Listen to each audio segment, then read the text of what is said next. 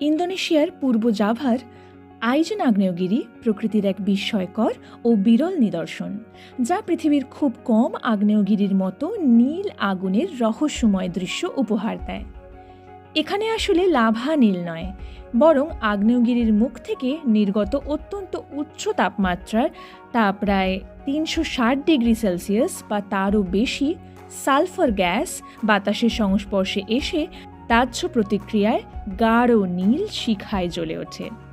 দিনে সূর্যের আলোয় এই দৃশ্য অস্পষ্ট থাকলেও রাতের অন্ধকারে পুরো আগ্নেয়গিরির মুখ যেন নীল আলোয় আলোকিত কোনো অলৌকিক রাজ্য।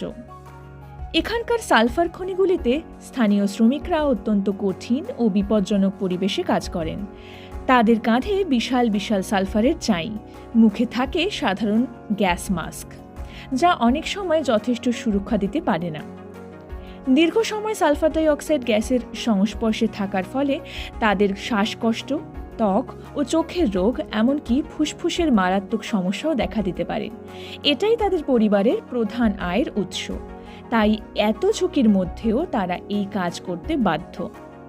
আইজেনের আরেক আকর্ষণ হল তার বিস্ময়কর অ্যাসিডিক ক্রেটার লেক।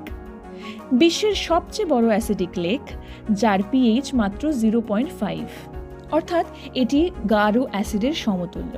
লেকটির সবুজাভ নীল রং অসাধারণ সুন্দর হলেও এই জল অত্যন্ত বিষাক্ত এবং প্রাণহীন।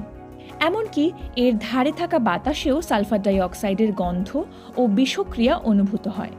এই কারণেই পর্যটকদের মাস্ক পরা বাধ্যতামূলক।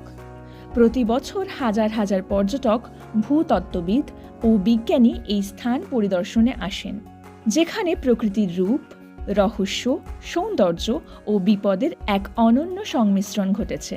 আইজেন শুধু আগ্নেয়গিরির আতঙ্ক নয়, এটি বিজ্ঞান, ভূগোল, স্থানীয় জীবনের কঠোর বাস্তবতা ও প্রকৃতির অপরূপ শিল্পের এক জীবন্ত উদাহরণ।